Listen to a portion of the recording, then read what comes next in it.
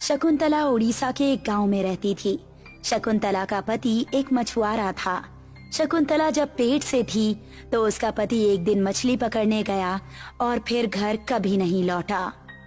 गांव के लोगों ने शकुंतला को आकर खबर दी थी कि उसका पति नदी की बाढ़ में बह गया है। रो रो कर शकुंतला का बुरा हाल हो गया, लेकिन होने वाले बच्चे की उम्मीद ने उसे संभाला। शकुंतला अपने पति की याद में नदी के किनारे ही एक कच्चे घर में रहने लगी। उसका बेटा शिवम अब 12 साल का हो चुका था। माँ, हम गांव से बिल्कुल अलग यहाँ नदी के किनारे क्यों रहते हैं? बेटा, तुम्हारे पिता की मृत्यु के बाद मैं बहुत अकेली रह गई थी। मैंने मकान वगैरह बेचकर उनकी याद में यहाँ रहने का फैसला किया। लेकिन माँ, मैं गांव के बीचों बीच किसी घर में रहना चाहता हूँ ताकि रात में भी अपने दोस्तों को मिलने जा सकूं। बेटा, जब तुम बड़े हो जाओगे तो गांव के बीचों बीच घर खरीद लेना। माँ, आप गांव में कोई अच्छा सा घर क्यों नहीं खरीद लेती? बेटा, मैं तो घर घर जाकर काम करने वाली एक गरीब नौकरानी हूँ। मेरे पास घर खरीदने के लिए पैसे नहीं हैं। माँ, तो क्या मैं कोई काम शुरू कर दूँ? अगर आप और मैं दोनों लोग मिलके कमाएंगे तो हम पैसे इकट्ठे कर पाएंगे। हाँ बेटा, तुम अपने लिए काम ढूंढ सकते हो, लेकिन अपनी पढ़ाई मत छोड़ना। तुम्हें पढ़ाई और काम साथ साथ करना होगा। छोटे शिवम को जितनी समझ थी उसी हिसाब से उसने काम किया। एक केतली में चाय भर लेता और खेतों में जाकर किसानों को चाय पिलाता। ये लीजिए बिरजू काका चाय, मात्र 10 रुपए की है। लाओ शिवम बेटा, वैसे भी मैं बहुत थक गया था। अच्छा हुआ तुम चाय ले आए। ओ हरिया, मंटू, प्रेमपाल, सोमपाल, तुम भी आ जाओ और चाय पी लो। जब चाय खत्म हो जाती तो शिवम घर वापस जाकर केतली में चाय भर लेता और गांव में वापस लौट जाता। ये देखो माँ, आज मैंने 200 रुपए कमाए हैं। शाबाश बेटा, आज तुमने पूरे दिन मेहनत की है। मैं रामलाल हलवाई के यहाँ से तुम्हारे लिए 2 गुलाब जामुन लेकर आई हूँ। शिवम ने खुश होकर गुलाब जामुन खाए और गहरी नींद में सो गया। गांव में सबसे बड़ा खेत हीरा सिंह का था। हीरा गांव का सबसे अमीर आदमी था। गांव का प्रधान भी उसका कहना मानता था। शिवम एक बार हीरा के खेत में घुस गया और मजदूरों को चाय पिलाने लगा। चाय तो बहुत अच्छी है लल्ला, किसने बनाई है? मेरी माँ ने बनाई है। उसी समय हीरा वहाँ पहुँच गया। ए छोकरे, तू खेत में कैसे घुसा? और मजदूरों, मैं तुम्हें काम करने के पैसे देता हूँ, यहाँ बैठकर चाय की चुस्कियाँ लेने के नहीं। चलो काम पर लगो। ए छोकरे, तू खेत से बाहर निकल और दोबारा कभी इस खेत में मत घुसना। मेरा खेत धंधा करने की जगह नहीं है। किसका लड़का है तू? मेरी माँ का नाम शकुंतला है। मैं नदी के किनारे रहता हूँ। अच्छा, वो शकुंतला काम वाली। मेरे घर भी उसने कुछ दिन काम किया था, लेकिन मैंने सप्ताह भर के बाद ही उसे नौकरी से निकाल दिया। आटा, चावल, दाल सब गायब करके अपने घर ले जाती थी। उसने अपना ठिकाना भी गांव से अलग हटकर नदी किनारे बनाया है, ताकि कोई उसके घर न जा पाए और चोरी का माल पकड़ा न जाए। ऐसी बात नहीं है। मेरी माँ ने मेरे पिता की याद में नदी के किनारे रहने का फैसला किया, क्योंकि मेरे पिता नदी में बह गए ना। उसने भी तुम्हें खूब अच्छे पट्टी पढ़ाई है। अगर इतना ही प्यार था पति से तो खुद नदी में क्यों नहीं कूद गई? और तुम ये चाय क्यों बेच रहे हो? क्या वो इकलौते बेटे को भी नहीं पाल पा रही है? मेरी माँ ने मुझे काम करने के लिए नहीं कहा। मैंने खुद ही काम करने का फैसला लिया है, क्योंकि मैं पैसे कमाकर गांव के बीचों बीच एक घर खरीदना चाहता हूँ। मजदूरों, सुन रहे हो? ये लड़का चाय बेचकर घर खरीदेगा। गांव में जमीन के दाम पता है तुझे? चाय बेचकर घर खरीदने में 7 जन लग जाएंगे। शिवम उस दिन आंखों में आंसू लिए घर पहुंचा और पहुंचते ही उसने अपनी माँ से कहा, माँ, हीरा ताऊ कह रहे थे कि आप घरों से राशन चुराती हैं। क्या ये बात सच है माँ?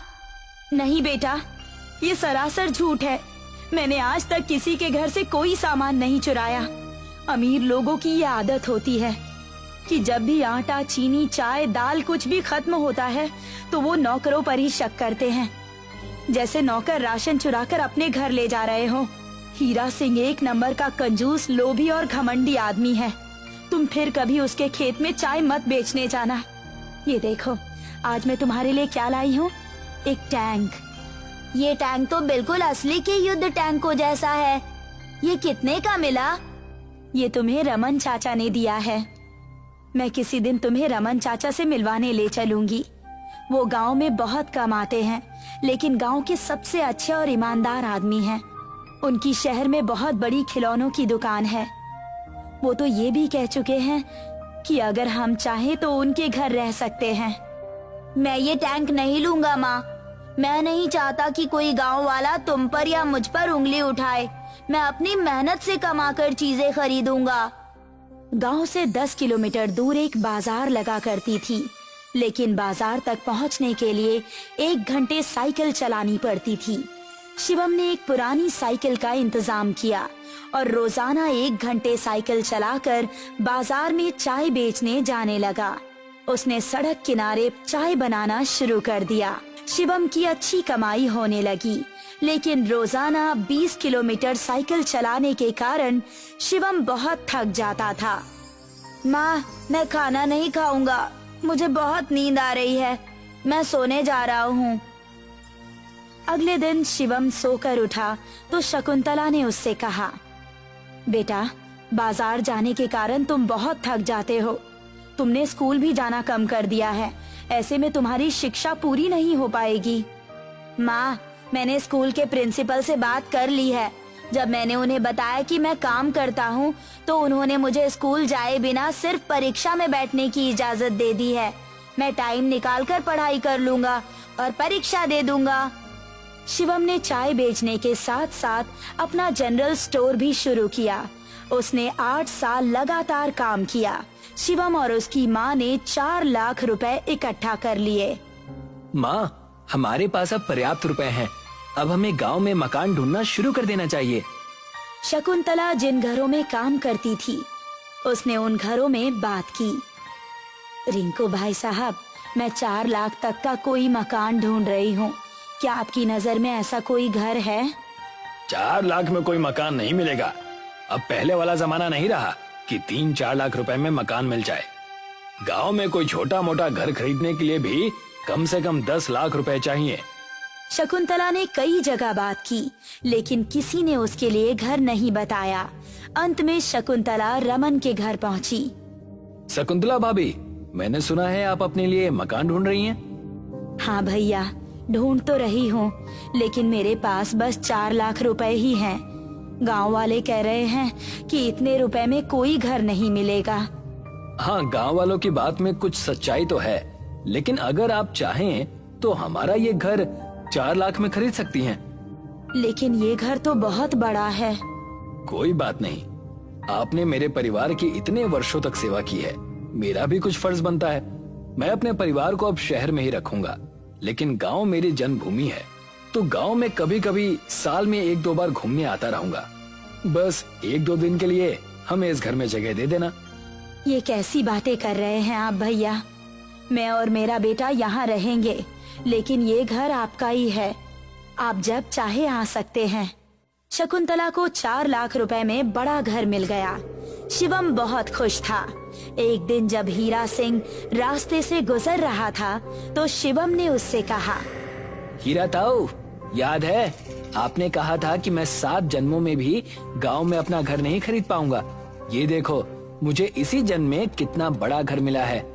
हीरा उस समय जमीन का मुकदमा लड़ने कचहरी जा रहा था। शिवम की बात सुनकर हीरा का खून खौल गया। लड़के, तुझे पता भी है मैं कितने जरूरी काम से बाहर जा रहा हूँ। मुझे बीच रास्ते में टोक कर तूने अच्छा नहीं किया। तुझे तो मैं बाद में देखता हूँ। उस रात हीरा सोचता रहा कि शिवम को इतना बड़ा घर कैसे मिल गया। अगले दिन प्रधान से कहकर उसने गांव में एक अभियान शुरू करवाया। कुछ सरकारी आदमी शिवम के घर पहुंचे। आप लोग कौन हैं? हम सरकार की तरफ से आए हैं। हम सभी घरों के दस्तावेज चेक कर रहे हैं। ताकि अवैध कब्जे वाले मकानों की पहचान की जा सके। तुम इस घर के कागज दिखाओ। आदमी ने दस्तावेज चेक किए। सभी दस्तावेज ठीक थे। मकान शिवम की माँ के नाम पर था। हमने दस्तावेजों की जांच की, मकान शकुंतला के ही नाम पर है। ठीक है, तुम जा सकते हो। वो लड़का रोजाना बाजार जाता है। मैं रास्ते में उसे गुंडों से पिटवाऊंगा और मकान छोड़कर भागने के लिए मजबूर कर दूंगा। उसने भी अनजाने में बाहुबली हीरा सिंह से पंगा ले लिया। हीरा ने कुछ गुंडों को पैसे दे दिए। गुंडों ने अगले दिन की पूरी प्लानिंग भी कर ली, लेकिन रात में गांव में एक तूफान आ गया। बंगाल की खाड़ी में उठने वाले तूफान अक्सर गांव में आया करते थे, लेकिन इस बार बहुत भयानक तूफान आया। गांव के सभी घर ढह गए। हीरा और शिवम के मकान भी नहीं बच पाए।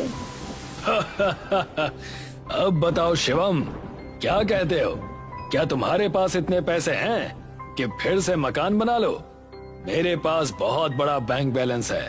अब मैं पहले से भी बड़ा मकान बनाऊंगा। शिवम और शकुंतला फिर से दर दर भटकने लगे। नदी का जल स्तर भी बढ़ा हुआ था, इसीलिए नदी के किनारे का पुराना मकान बह चुका था। माँ, कुछ दिनों के लिए हमें जंगल में शरण लेनी चाहिए। जब वे दोनों जंगल में गए तो उन्हें वहाँ पर एक बहुत बड़ा टैंक मिला। माँ, ये तो वही टैंक लगता है जो 8 साल पहले आपने मुझे दिया था, लेकिन अब ये बहुत बड़ा हो चुका है। शकुंतला और शिवम टैंक के अंदर गए। टैंक के अंदर 2 कमरे और रसोई मौजूद थे। बेटा, इस टैंक में तो पूरा घर बना हुआ है, हम इसमें रह सकते हैं। शकुंतला और शिवम टैंक के अंदर ही रहने लगे। टैंक को चलाकर कहीं भी ले जाया जा सकता था। गांव के लोग भी कुछ घंटे टैंक के अंदर रहने का अनुभव लेते और शिवम उनसे किराया लिया करता था। गरीब का टैंक घर, ये मेरे नए आलीशान घर से अच्छा नहीं है। हीरा ने बहुत ऊंचा आलीशान मकान बनवाकर खड़ा किया था, लेकिन तूफान दोबारा आ गया और उसका घर फिर से गिर गया। लेकिन शिवम के टैंक को कोई नुकसान नहीं पहुंचा। अब कहो हीरा ताऊ, किसका घर ज्यादा मजबूत और टिकाऊ है? हीरा को बहुत क्रोध आया। एक रात उसने कुछ गुंडों को टैंक के पास भेज दिया। शिवम ने टैंक का एक बटन दबाया और टैंक के चारों तरफ से गोलियां निकलनी शुरू हो गई और गुंडे वहां से डरकर भाग गए। अब हम टैंक के करीब कभी नहीं जाएंगे सरकार, उस टैंक से गोलियां निकल रही हैं। लगता है मैं इस तरह उस टैंक को नष्ट नहीं कर पाऊंगा। लोहा ही लोहे को काटेगा। हीरा ने करोड़ों रुपए खर्च करके चीन से एक युद्ध टैंक चोरी छुपे मंगवाया।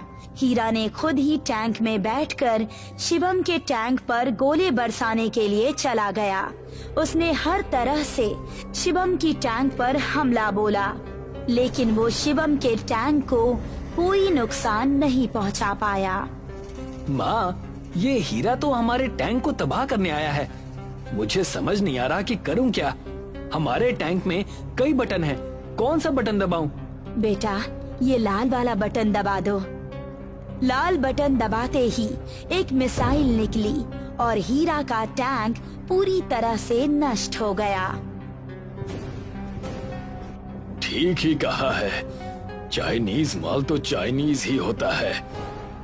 शिवम, मुझे माफ करना, मैं तुम्हारे टैंक को नष्ट नहीं कर पाऊंगा। तुम मजे से अपने टैंक में अपनी जिंदगी जियो।